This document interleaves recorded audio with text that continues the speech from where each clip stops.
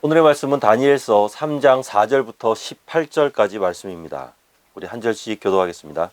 선포하는 자가 크게 외쳐 이르되 백성들과 나라들과 각 언어로 말하는 자들아 왕이 너희 무리에게 명하시나니 너희는 나팔과 피리와 수금과 황금과 영광과 생황과 및 모든 악기들을 들을 때에 엎드리며 느부갓네살이 세운 금신상에게 절하라. 누구든지 엎드려 절하지 아니하는 자는 즉시 맹렬히 타는 풀무불에 던져 넣으리라 하였더라. 모든 백성과 나라들과 각 언어를 말하는 자들이 나팔과 피리와 수금과 상연금과 양금과 모든 악기 소리를 듣자. 곧 느부갓네살 왕이 세운 금신상에게 엎드려 절하리라. 그때 어떤 갈대아 사람들이 나와 유다 사람들을 참소하니라. 그들이 느부갓네살 왕에게 이르되 왕이여 말씀하옵소서. 왕이여 왕이 명령을 내리사 모든 사람이 나팔과 피리와 수금과 사면금과 양금과 생황과 및 모든 악기 소리를 듣거든 엎드려 금신상에게 절할 것이라. 누구든지 엎드려 절하지 아니하는 자는 맹렬히 타는 풀무불 가운데에 던져 넣음을 당하리라 하지 아니하셨나이까. 이제 몇 유다 사람 사드락과 메삭과 아벳느고는 왕이 세워 바벨론 지방을 다스리게 하신 자이거늘 왕이여 이 사람들이 왕을 높이지 아니하며 왕의 신들을 섬기지 아니하며 왕이 세우신 금신상에게 절하지 아니하나이다.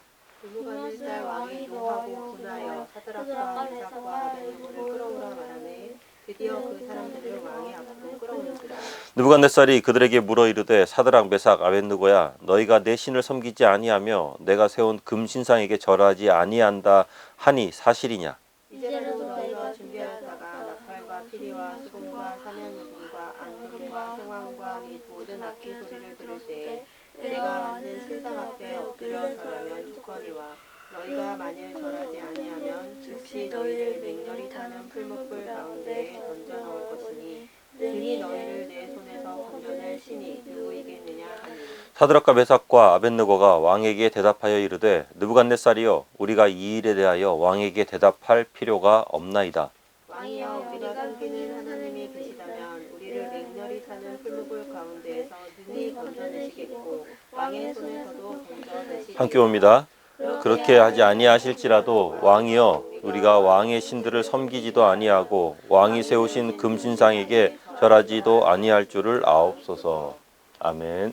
부활절 아침이고 부활절에 관한 그런 설교를 준비할까 하다가 계속 다니엘에 관해서 함께 나누고 있기 때문에 그리고 이 내용이 또 부활의 내용과 관계가 있기 때문에 계속 다니엘서를 함께 나눠보겠습니다. 지난 주일에 이어서 황금 신상의 낙성식을 함께 살펴보고 있는데요. 먼저 4절과 5절의 내용을 보면은 이게 얼마나 큰 행사였는가 이게 짐작이 가는 그런 내용들입니다. 이 좀 여러 가지 악기가 나오는데 이게 뭐 오늘날로 치자면은 오케스트라 같은 뭐 그룹 사운드 같은 그런 거겠죠. 아마 바벨론 제국 내에서 최고의 악사들을 다 모았을 겁니다. 그리고 그 자리에서 수백 수천 명의 합창단이 막 어마어마한 노래를 불렀을 거예요. 여기저기 폭죽이 터지면서 낙성식은 이제 점점 막 하이라이트를 향해서 막 치달아갑니다.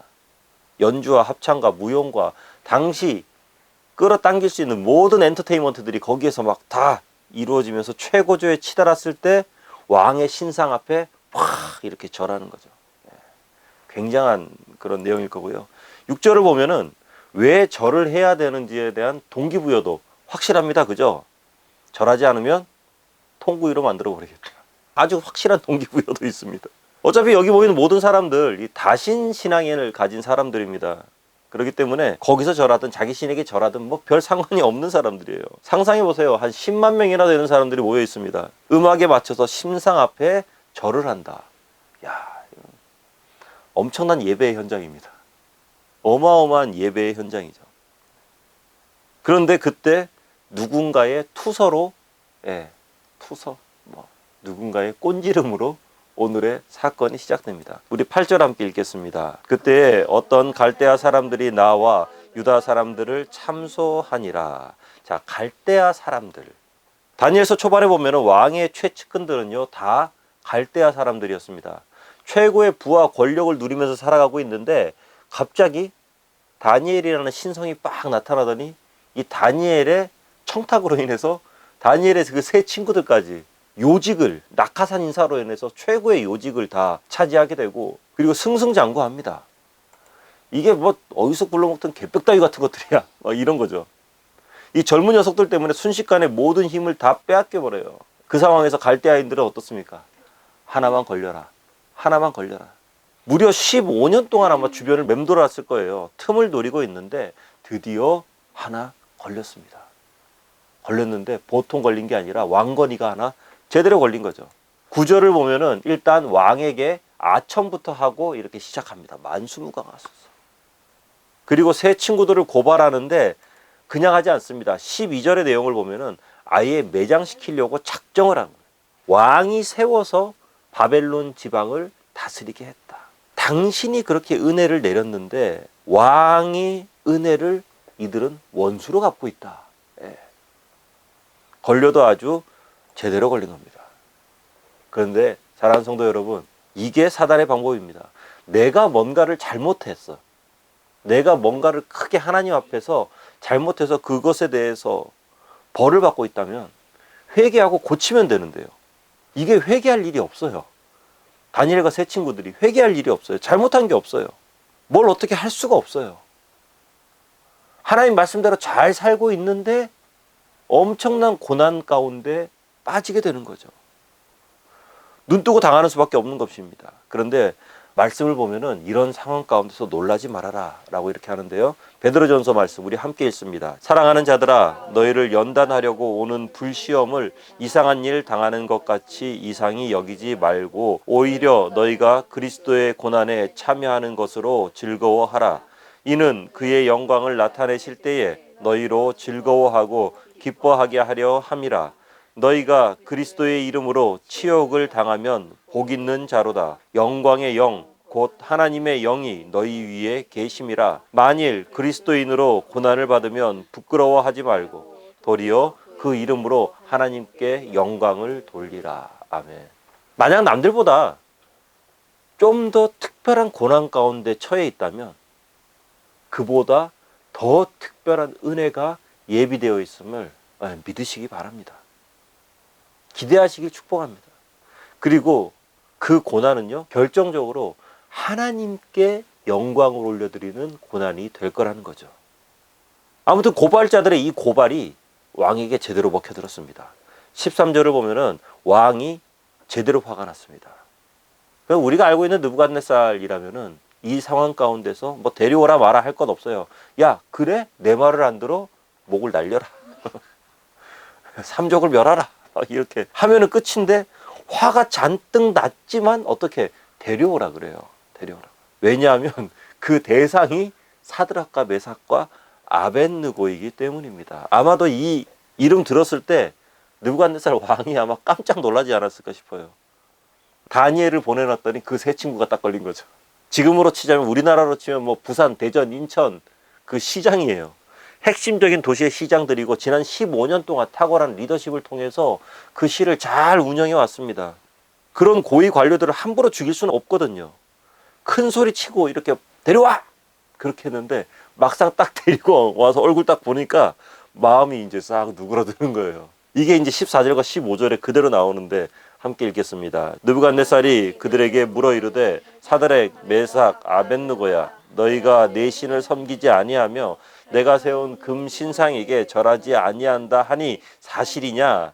이제라도 너희가 준비하였다가 나팔과 피리와 수금과 사면금과 양금과 생황과 및 모든 악기 소리를 들을 때에 내가 만든 신상 앞에 엎드려 절하면 좋거니와 너희가 만일 절하지 아니하면 즉시 너희를 맹렬히 타는 풀무불 가운데 던져 넣을 것이니 능히 너희를 내 손에서 건져낼 신이 누구이겠느냐 하니. 자, 다시 한 번 더 말씀드리지만 느부갓네살의 성품상 안에 콱 이게 끝이에요. 그런데 14절과 15절 말씀을 보면은 먼저 14절 내용이 그거죠. 야, 너네 진짜 절 안 했어? 야, 그래서 새 친구들이 당당하게 절 안 했습니다 라고 이렇게 대답을 딱 하려고 하는데 대답할 기회도 주지 않죠. 시간도 주지 않습니다. 야, 너네 저 진짜 안 한 거야? 야야야야, 그래, 사람이 살다 보면 실수도 할 수 있고 뭐 이래저래 좀 잘못하다 생각할 수도 있지 뭐. 내가 다시 합창단한테 얘기하고 무용단하고 오케스트라한테 얘기해서 다시 시작하라고 할게. 다시 처음부터 리셋해서 다시 시작하라고 할 때니까 그때 너희들 타이밍 딱 맞춰가지고 절 한 번만 해. 아니면 너희들 진짜 큰일 당한다.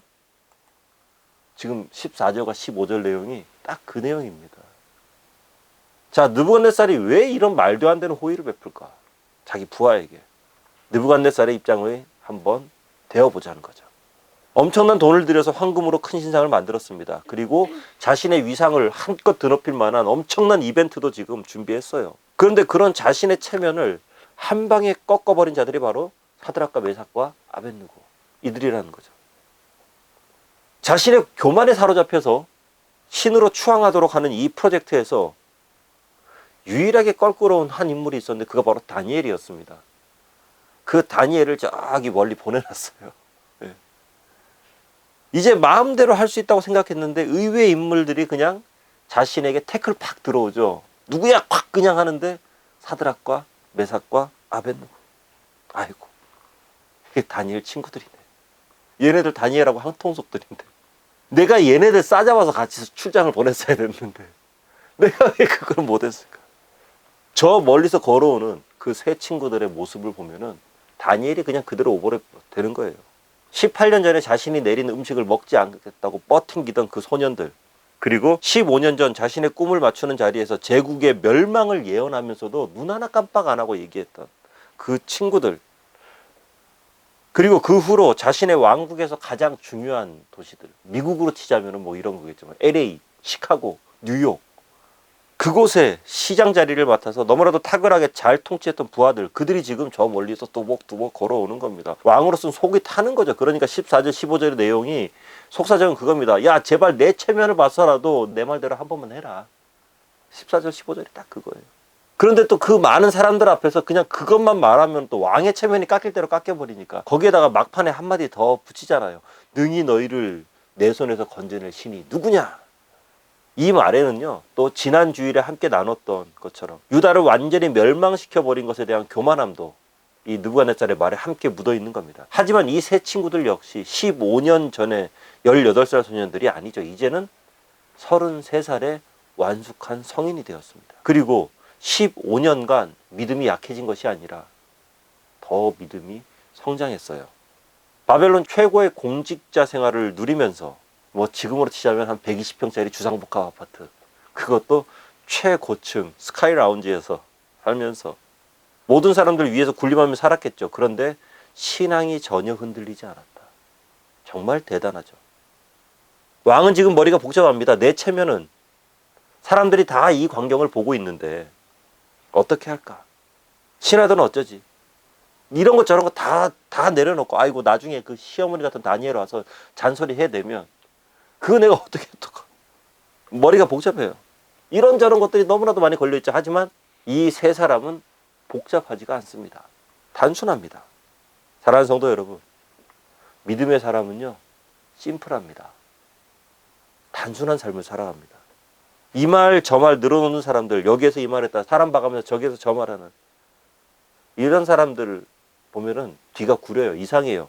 특별히 선거철을 맞이해서 정치인들 보면 뭐 다 똑같아요. 진실을 잘 이야기하지 않습니다. 그때그때 상황에 맞춰서 이야기를 합니다. 그렇기 때문에 자꾸만 말장난하는 거죠. 이 말은 저 말로 맞고 저 말은 요 말로 맞고 거짓을 거짓으로 막다 보니까 나중에 눈덩이처럼 불어나고 그러다 보면 그 거짓이 자신마저 속입니다.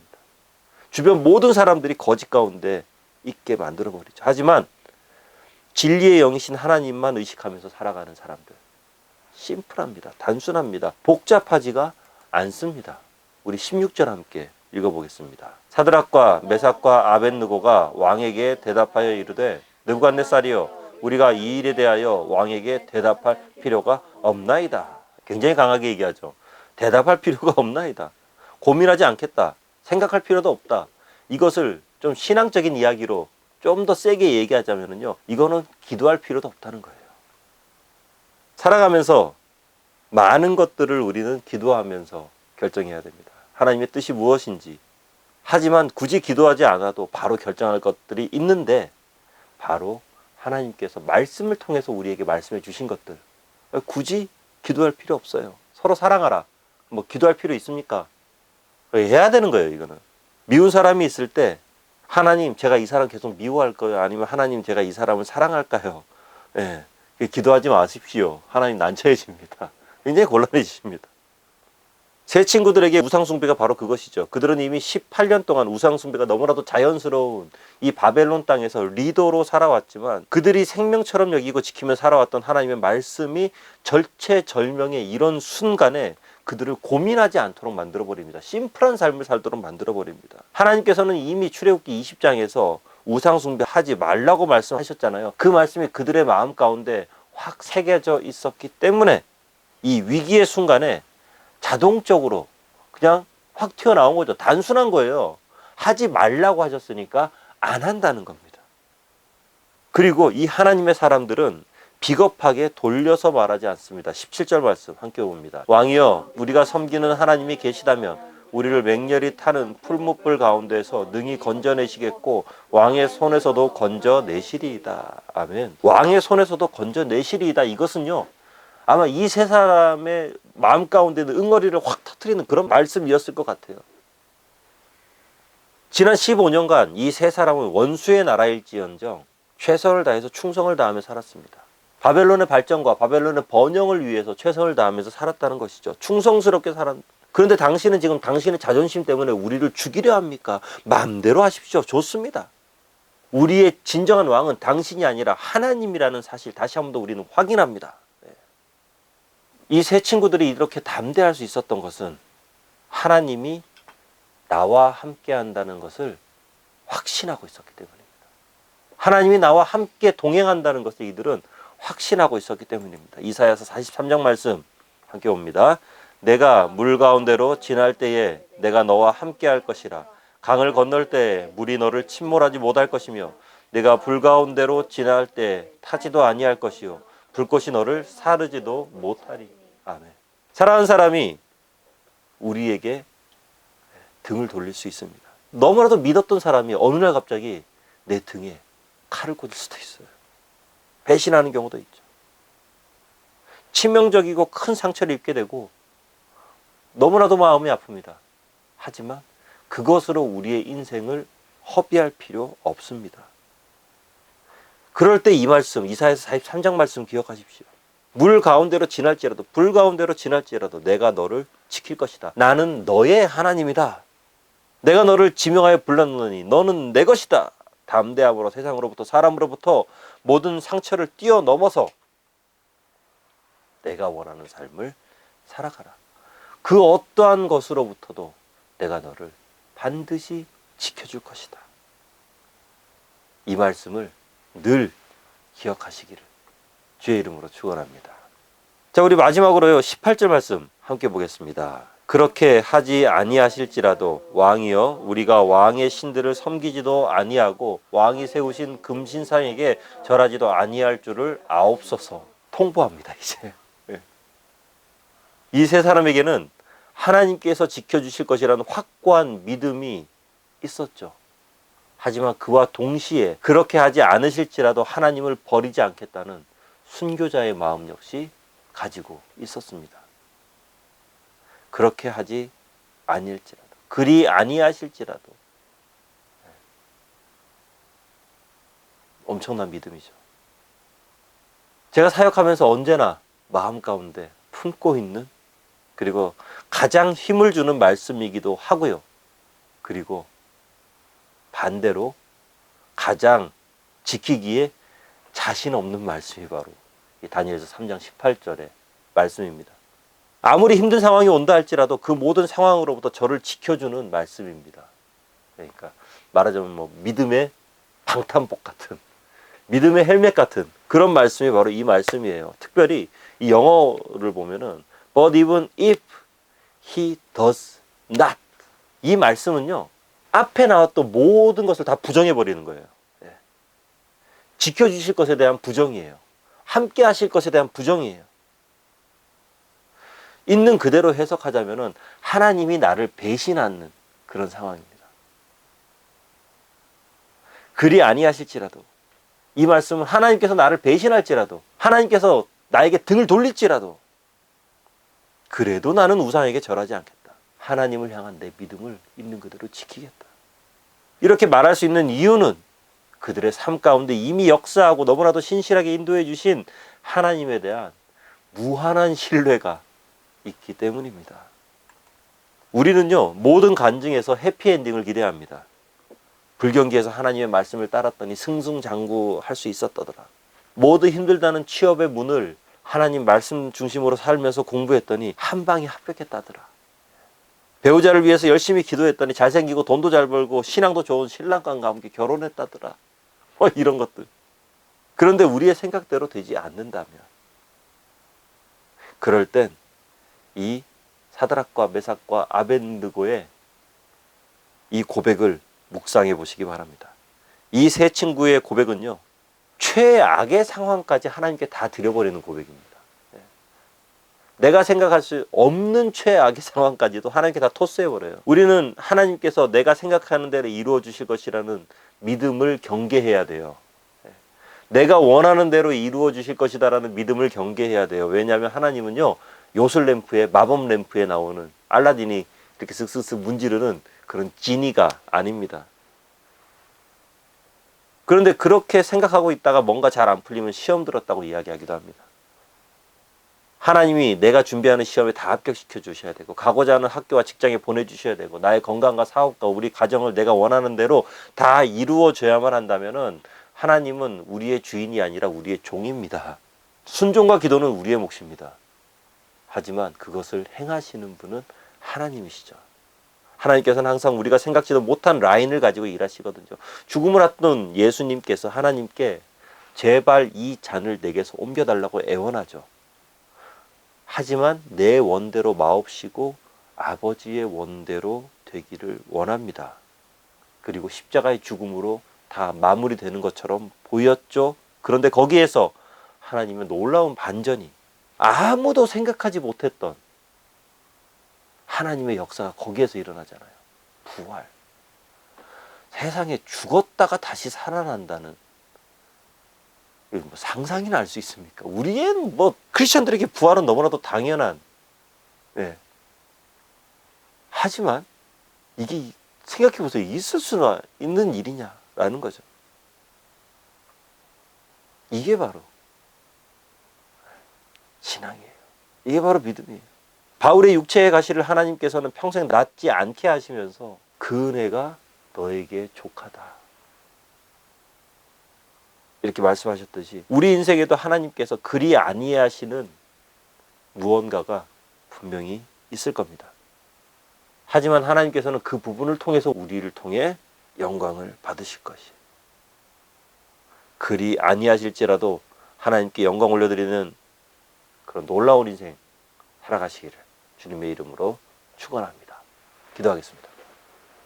나의 뜻대로, 나의 생각대로, 그리고 나의 계획대로 이루어지는 것이 아니라 그리 아니하실지라도 하나님의 뜻대로, 하나님의 계획대로, 하나님의 섭리대로 우리를 이끌어 주시옵소서. 그리고 세상이 말하는 성공이 아니라 하나님께서 원하시는 성공을 이루는 삶을 살도록 하시고,